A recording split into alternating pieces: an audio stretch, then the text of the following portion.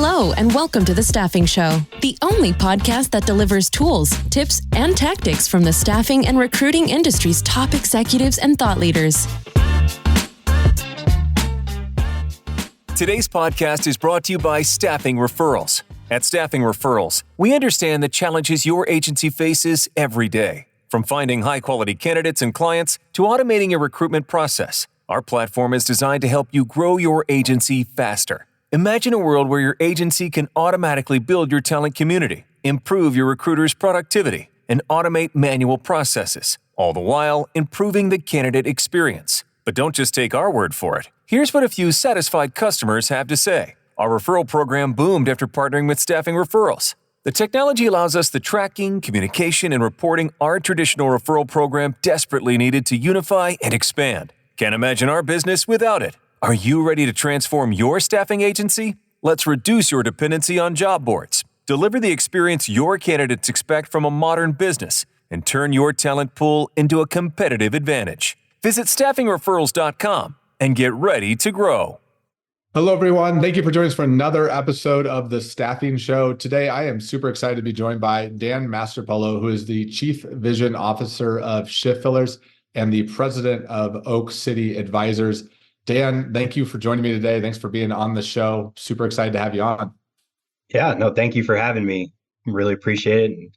I'm excited about this topic today. It's something I know I'm passionate about. Yeah, same here. So to kick things off, just give every little kind of perspective on who you are. Could you give us a little bit of background on Shift Fillers and Oak City Advisors? Sure. So I'm one of the original founding partners for Shift Fillers. Shift Fillers is a high volume light industrial staffing company that we built really at the beginning of COVID when our world shifted. And, we took an approach that basically was really to stay focused and be light industrial supplier to basically the MSPs and high volume enterprise accounts. We primarily service everything through, a vendor on-premise model. Really from day one, just kind of started it with, making sure that we were very high tech enabled staffing company to really leverage, as much of our tech stacks as possible to be able to communicate and drive high volume placements in the light industrial space. Also really try to decommoditize the temp, light industrial space to give more workers a voice. And, we've done a really good job of, becoming a major player in that. And then Oak City Advisors, I started actually back in 2018. And what we focus on is helping staffing companies navigate the complexity of technology and staffing. So we do a lot of third-party workflow automation. We also do a lot of server architecture and design for companies, that haven't necessarily started to truly own their data, and really just help people navigate, these multiple systems to streamline a lot of their technology for their day-to-day as well. That's awesome. And one of the reasons I'm really excited to have you on the show is I feel like your level of expertise when it comes to not only what the tech stack strategy should be from a high level is really impressive, but you're very hands-on. You actually are jumping in and implementing and connecting the dots. And sometimes you talk so fast about the technology that I have trouble keeping up with it, but you figure out how to solve some problems in ways that I think other people aren't. And what I was hoping to dig into a little bit today is one, kind of getting your just expertise and thoughts around tech stacks and kind of what's next in technology. And then also something I know you're passionate about, and we talked about a little bit, is building talent communities, which is a little bit of a hot topic right now, as I think we've all seen the kind of fluctuations in job board pricing. And it's one of those things that, there's sometimes alternative paths. So to start down that path on the conversation, could you just tell me, maybe define what a talent community is from your perspective? So a couple of years ago, there was a new terminology that kind of came into staffing, which was basically called, direct sourcing. And over the last couple of years, direct sourcing has really taken off. And, the way that I really think about a talent community, basically getting a better cost per unit out of your talent database and helping redeploy those people so that you're able to see a greater return or a better cost per unit of what that actually shapes out to be. And the way that you do that is by utilizing technology, your existing, talent database, by bringing resources in your tech stack that really help you drive engagement so that your talent pool is actually an actively engaged talent pool that can be deployed basically through enterprise business or multiple local markets and clients, so that you're basically constantly keeping these people working. Because as a staffing company, right, our cost gets more controlled the longer people work for us by, either reduced SUI or, just the fact that we're not basically spending that top of the funnel money.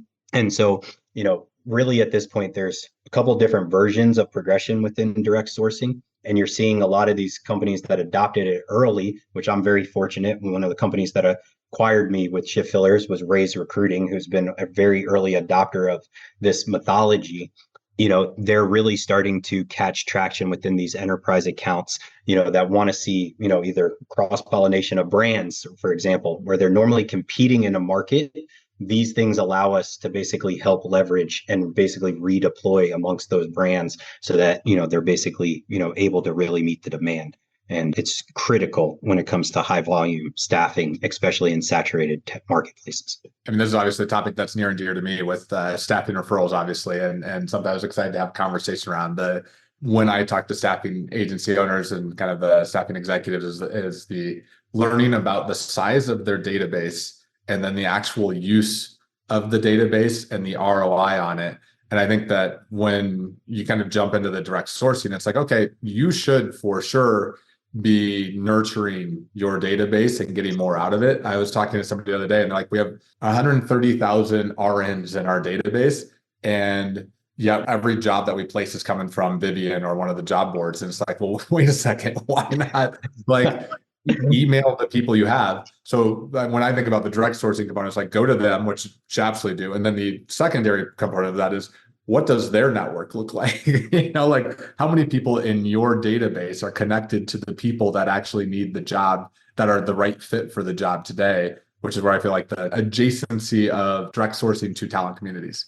I definitely understand it. All right. You joked around about me speaking really high level and not always making sense with people that don't understand it. And that's kind of a commonality of what my life is pretty much all day, but let's just be clear. I've been an operator, which is why, I think about technology and I'm probably as detailed as I am in understanding these configurations. Because one, I've stayed agnostic to most HR tech for a long time, over a decade.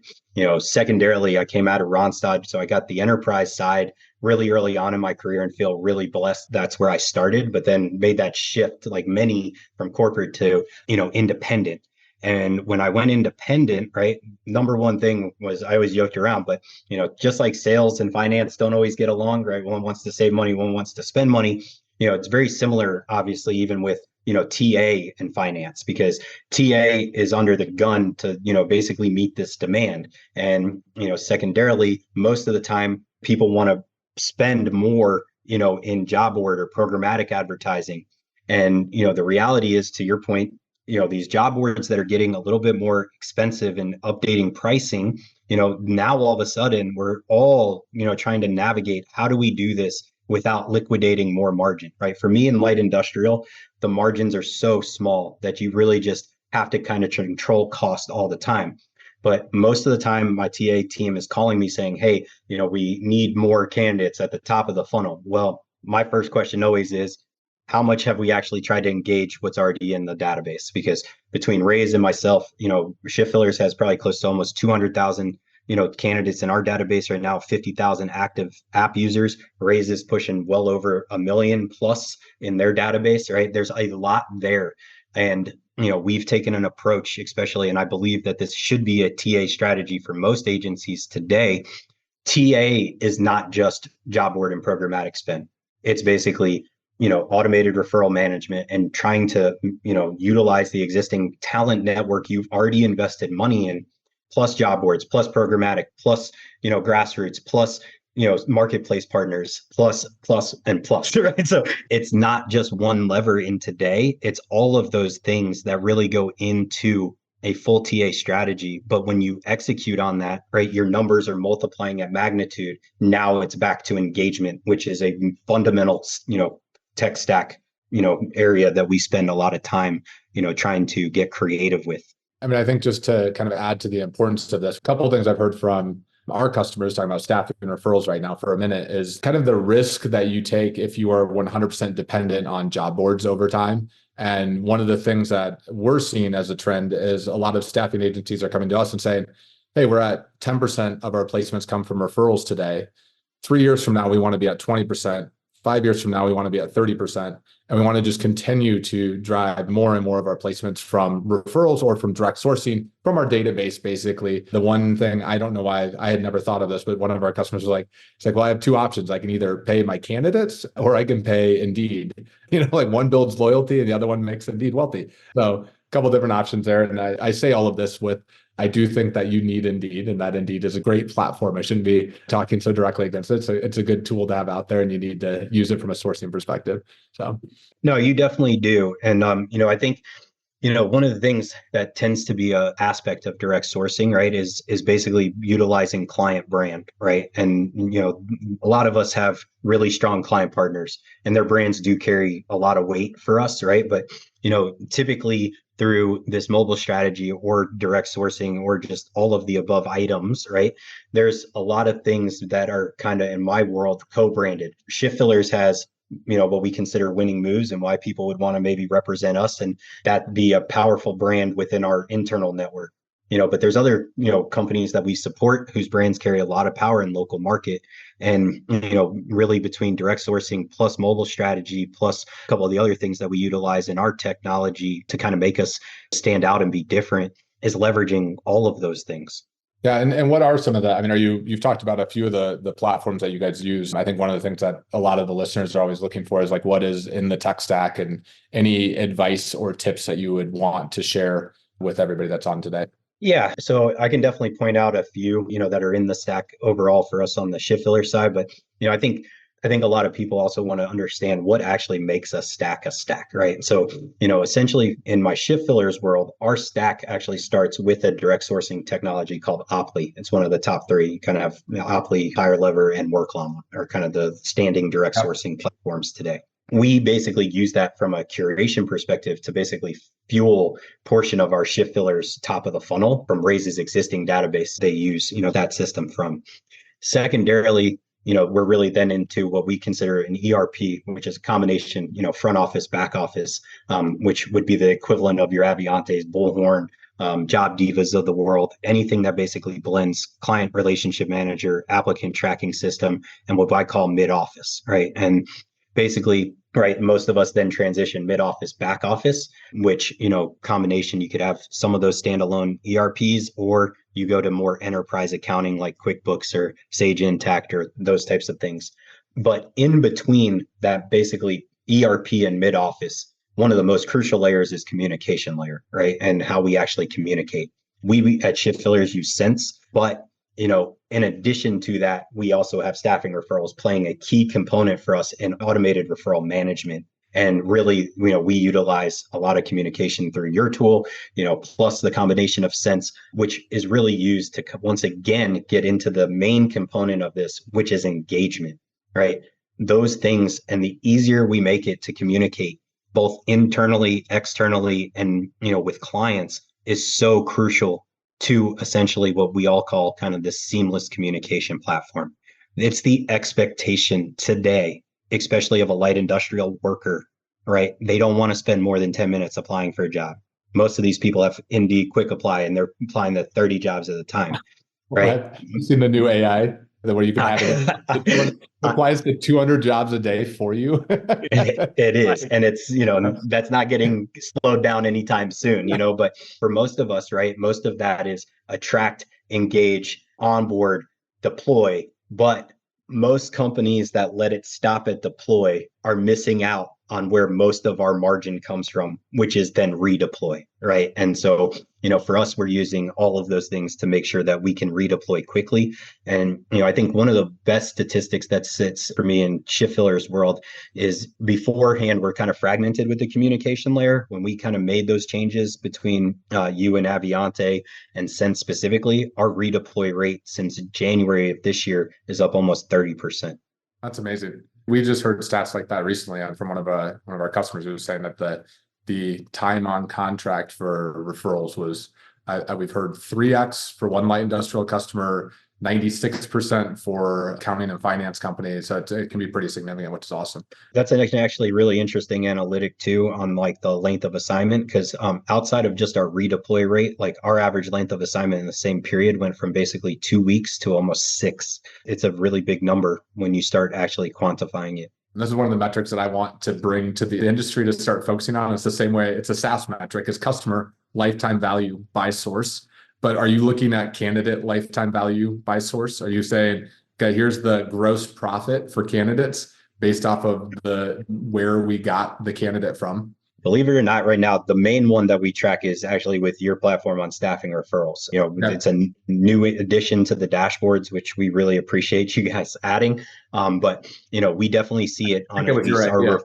Yeah. It may have been. I didn't want to take the credit. I was going to at least let you take that one, but it is definitely an analytic that is really kind of stood out for us. I mean, we're definitely over a 10% placement rate with our referral metric, and for us, we see a pretty high value in the gross margin line. I don't necessarily look at it so much on the other sources. However, we do track obviously what percentage of our candidates are coming in by source. We always, doesn't matter what we're comparing, we always see our referral candidates generate higher revenue, higher margin, longer lengths of assignments compared to other sources. But, a bulk for us in Shift Fillers, like I said, 10% come from referrals. We get about 10% organic from our website. And then we get the other from basically Indeed is our three main sources. You've implemented more tech and been more hands-on than most people I talk with. What are some of the lessons learned or challenges that you've encountered over the years of doing that? Yeah, that's a really good question. So I think, let me start with probably the easiest one, right? Over the years, it was really challenging being 100% in what I call marketplace to marketplace integrations when you don't necessarily own your server on your side. And that's really just because of the fact that a lot of product marketplaces in our world prioritize a lot of their development based on client demand or ask. And, for us, one of the biggest shifts that we've seen, not just in Shift Fillers, but a lot of clients I consult for on the Oak City side, you have to be ready for that step. A lot of people are still behind, I think, in just hiring technology resources in-house. I think personally, a lot from what I hear from customers, it's because they don't have confidence that they know how to manage it. And it tends to be a little pricey to go, into that world. So for me, that was a big lesson I learned probably a little over 7 years ago. But there was a big difference in, speed to execution and being able to take more control of, what things you kind of bring together and how you utilize data. And then once again, when you own all these things in your server and have a decent server architecture, it does drastically improve your ability to build BIs and custom dashboards and see different analytics that you tend to not just get from one source. So that's one. I think the secondary thing is, a lot of people jump into automation with what they need because of asks from typically people in their team. But the people that tend to analyze that, especially at C-level, are typically looking at that only from an ROI perspective, and typically just from the pain point that's coming from either the business unit or the department or a branch that maybe has that one-off issue. I don't see a lot of people that take time to actually write out their workflows and really take time to understand where those processes are costing them money, and really looking at things end to end when they go through those gap analyses of what they're, essentially taking as their business case to solve. And obviously that comes with experience. Obviously that comes with a lot of hard lessons and doing things probably the wrong way for a really long time. But the people that I consult for, where I always see the highest ROI, is with the people that take time to really analyze those things, gap analyze that on a bigger scale for the entire business, because then you can actually streamline automations and workflow design to potentially get higher ROI. Or if they're like bigger ticket items that are going to cost money for, product development, or, an enhancement to go to an API plus package, with, your partners, it's not as easy to get the ROI if you don't slow down to kind of speed up. Those things for me have definitely played instrumentally into both speed of delivery and seeing quicker wins on low lift, high ROI versus high lift, low potential ROI because of the cash need to support it. So this would be probably my top two. Yeah. And it sounds like the second one is just it really be intentional and strategic about it, and don't just piecemeal it together. Think about the whole picture. We had Justin Clark from F Staff on the podcast the other day, and he was talking about what is such a clear thought now, but he's like, I was like, how do you measure success? He's like, time it. He's like, just time. How long does it take a candidate to get through it? And I'm like, oh, that's yeah, of course, of course, that's a very simple and great way to do that, and also something I hadn't thought of. But yeah, no, I love Justin's a good client of mine for a very long time. And, one thing Justin and I completely relate to is, we both really operate with the mentality that people and technology work best together. I'm sure he probably said that on the call with you. And it's true. You need both elements of that, to really get the most out of it. But, the other principle we really have is, in a tech stack, a lot of people think about internal users and candidates, and in my world, it's actually a tri-party triangle. It's end users from a talent perspective, it's internal, and it's clients. And there's a very different persona in every one of those from a UI and a UX perspective. I operate, and most of my clients know this, I've said a ton on different things I've publicly spoke at over the years. From a candidate perspective, they need very little. The more you have there, the more adoption you're going to have as an issue, because most people like bells and whistles because they think it looks good. But the more bells and whistles mean candidates are only going to still probably use the top 2 or 3 things that they care about in a mobile strategy, which is, they want to see their jobs, they want to see their schedule, they want to be able to get to time, and payroll quickly, and they tend to like being able to refer people or earn extra income quickly. You don't need a whole lot more there. Same thing when you think about a client persona, right? Most of the time, clients just want to close gap between jobs and candidates, or not have to pick up the phone to send an order or send that email, or, most of them are already working with vendor management systems. So when you bring this extra technology in, they're already so absorbed in that, that it's just an extra step. So that's more hesitancy to adopt another thing in the day-to-day. The internal users are the most complicated to think about, because they're the ones that are feeling the pain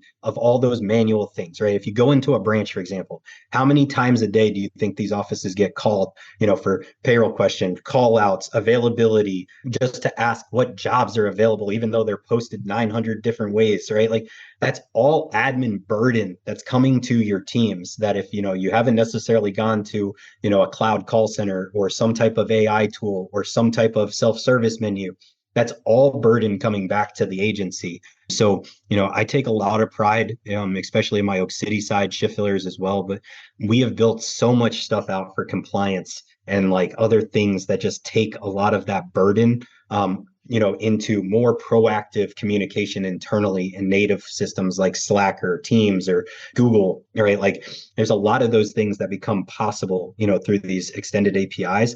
And when you really, once again, go back to that comment I made about the gap analysis and understanding the use cases or business cases of where you're potentially, exhausting your internal staff with these repetitive type items, it's a lot, that you can catch wins there if you just kind of slow down, open up and talk about it. And then, really pay attention once again to where you can get a high ROI just purely in hours back and mental health for your employees. Yeah. And with all of that, you've talked a lot about kind of what you've done and some of the tips that you have on implementing tech. Where do you think staffing is going? And where do you see 5 years from now? What does a staffing firm look like? That's always a fun question to, chew over a little bit, because, I think what's interesting is I think that question could be answered differently, really honestly, in our verticals. You take healthcare, for example. COVID drastically pushed healthcare staffing into, 2050 overnight, because it had to be adopted for the demand, right? Light industrial, in my opinion, is the most poised and needed for this tech. But because of the fact that we don't have more mid-market staffing companies, necessarily adopting it, it's been mostly enterprise or, larger firms. Yeah. It's a slower adoption at the client level, because, it's only a couple of us saying, hey, we really need this in our strategy. Where, you take things like Gale Healthcare and ShiftKey and a bunch of those healthcare groups, it became a staple overnight because nobody was able to really execute without it in that period of time. So, when I really look at it, right, I think I said this a couple of weeks ago on the Aviante internal conference for mobile strategy I did. You look at where we are today, there is so much being talked about AI and the top of the funnel and speeding up, the processing of candidates, and it makes complete sense. Once again, we started this kind of with job board spend and the amount of money we spend in programmatic and the volume of applicants that come in. And the reality is, most staffing companies, TA groups can't even touch 10 or 20% of what they're spending to come into the ecosystem. So naturally, you're seeing AI, spend, most adopted there. However, when we really start progressing and we stay true to this end-to-end solution kind of in mind, right? I see AI coming a lot more into, mid-office, back office items because, there's a lot of still mundane processes, that essentially are manual time reconciliation from, the time and attendance side, right? Right now, I'm blessed I sit on the board for TimeRack, but, TimeRack has been one of the few TLM mid-office companies that have really come in and said, listen, we want to solve this problem for the industry because of how much waste, how much margin erosion goes into those areas.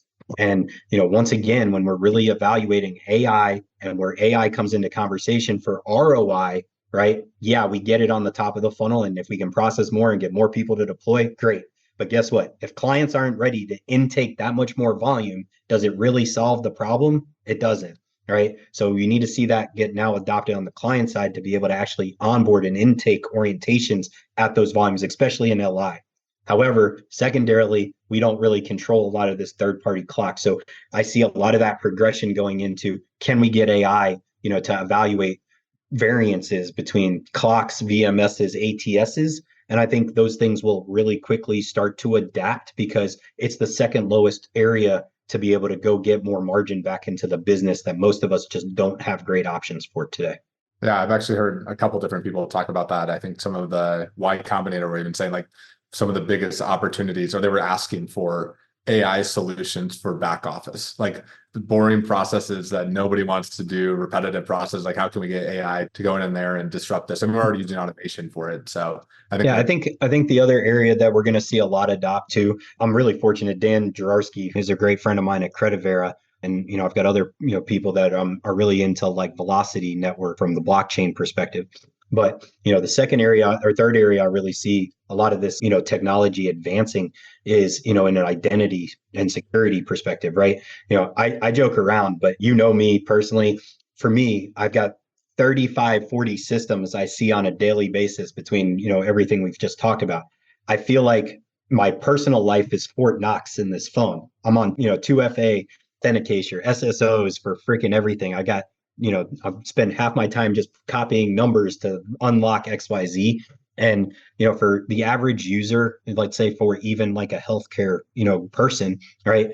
That's a lot. It's a lot in their day to like be able to get into those, things like, you tack that in with credentialing and people having to kind of understand that there's risk if they're staying in traditional backgrounds, because unless you're continuously monitoring or randomized, you're not necessarily always exposing the risk that you may have on some of these sites. So a lot of those, are also advancing to where you see mobile wallets, easier ways for people to share credentials, with key stakeholders and stuff like that, that speed up that credentialing and background process amongst employers. And I think those things are also critical to seeing a lot of adoption, both from candidates and users, because it's just going to be a better experience. I'm personally excited for that. I'm tired of logging into whether it's the Netflix, ESPN, whatever. I'll tell you, I was talking to Maggie and the team over at Credivera a couple of days ago, and they actually just launched and have been building out passwordless security with Microsoft. And it's really unbelievable, some of the advancements you're seeing there. That's great. That's great. I'm excited. I'm super excited for that to move forward because scanning the QR code is a better step, but I feel like there's a way to go. Definitely. I think we're going to laugh about that someday. Oh, you used to have to pull your phone out and scan a QR code to get into the TV. That's so funny. It's so true. But next time you're just going to have some AI aviator talking to you, from the screen, like they're your own personal TV host for whatever you want. Yeah, we'll have a deep fake of Dan Masterpolo here. I don't know if the deep fake, I don't think I could keep up with your pace though. I don't know if you saw it the other day. I saw Maya Hubbard from Tateo posted her AI of herself. It is pretty wild what those things are turning into. It is incredible. So with that, we're going to go ahead and wrap up to the speed round. So I have a few last questions for you. What advice do you wish you were given before entering the staffing industry? Oh man, find the magic pill that keeps you young forever. No, definitely lost a few years in this industry. No, I'm just playing. I think some of the best advice that I've gotten so far in my career is there is real value in slowing down to speed up. And the more that you don't react to what is chaos for most of us on a given basis, you have to kind of hold yourself accountable to asking the question, is this a one-time thing? Is it a major problem? Is it somewhere in between? Because a lot of us are so reactionary to what seems in the moment is monstrosity and chaos. But when you really look back on a lot of those items, it really wasn't that. It was, an isolated incident that became bigger because we weren't prepared for it. So then we just reacted to it. I've taken a lot of pride at slowing myself down. I think I'm fast now. You should have heard me when I was 23 starting at Ronstadt. I got hung up on probably 100 million times because it's even more important when it comes to technology and really taking time to make sure that your business case is something that is worth going down the path and investment for. Because, once again, tech is an investment. It is all the time. And you don't always see it in 2 weeks. It's sometimes a year or two, because it's repetition and adoption that really gets to see those things in magnitude. In the last 5 years, what new belief, behavior, or habit has most improved your life?